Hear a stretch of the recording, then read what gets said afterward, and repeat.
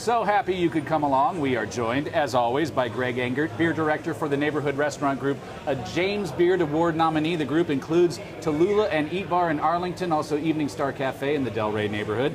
Greg, it is always good to see you. Good to see you, too. We are at Bluejacket, I should mention, too, which is also home to the restaurant, the Arsenal, and we are trying, last week and this week, Bluejacket beer. So what do we have on tap this week?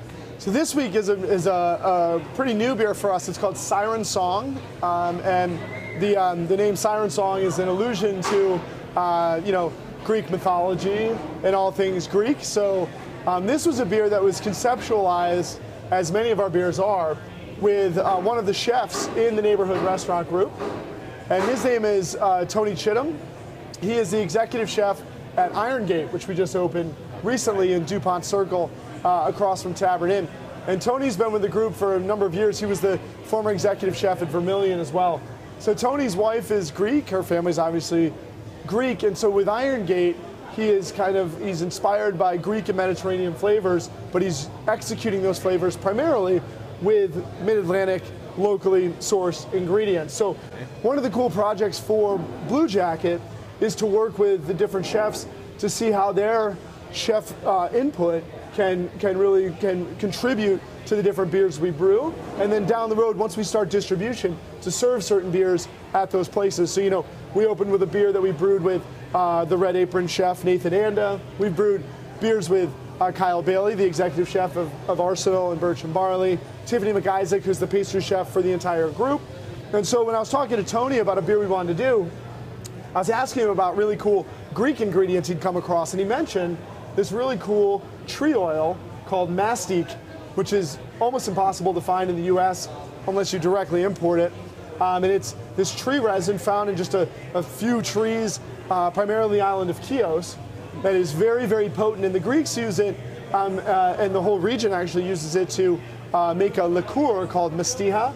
They use it to make candies and gum and even toothpaste. So it's seen a lot over there, and it has the most incredible aroma of lemon balm and mint and spruce, a little bit of anise quality as well. So when he showed it to me, I smelled it and tasted it, and it's really potent. I'll explain that in a second.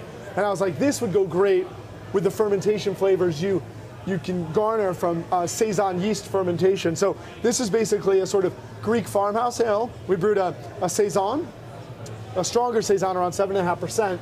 And then when it was finished fermenting, we then added the mastic. So you get a lot of the mastic and the aroma, but not too much. Okay, excellent. Wow.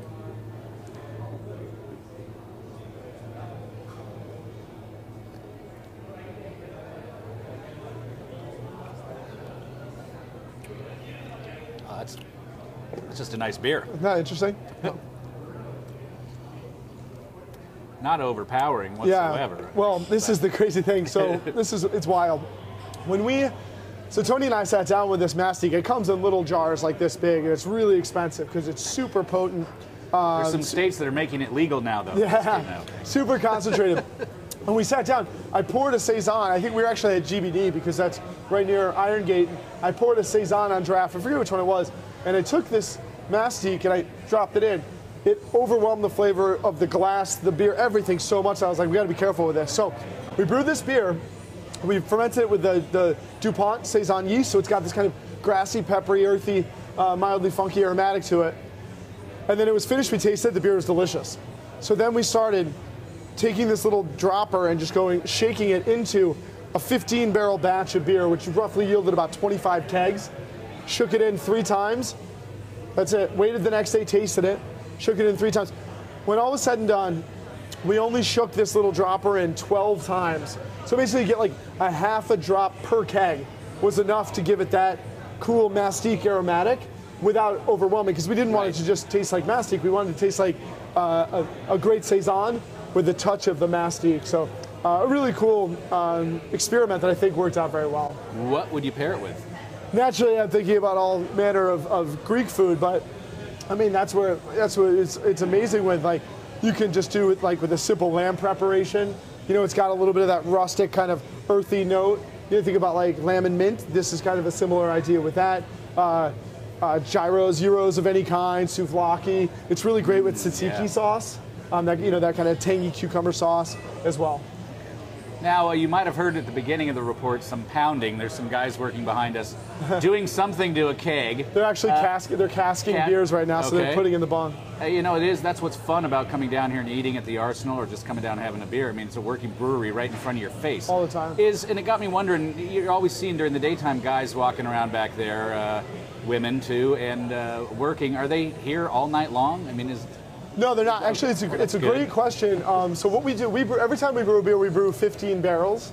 And so if we brewed every single day of the year, 365, just once a day, we'd yield, and that's our production schedule, eventually, we'd make about 5,000 barrels of beer, of which we'd sell roughly half on site, and then we'll distribute the rest. As it is right now, we're brewing 3 to 4 times a week, and only selling our beer on site.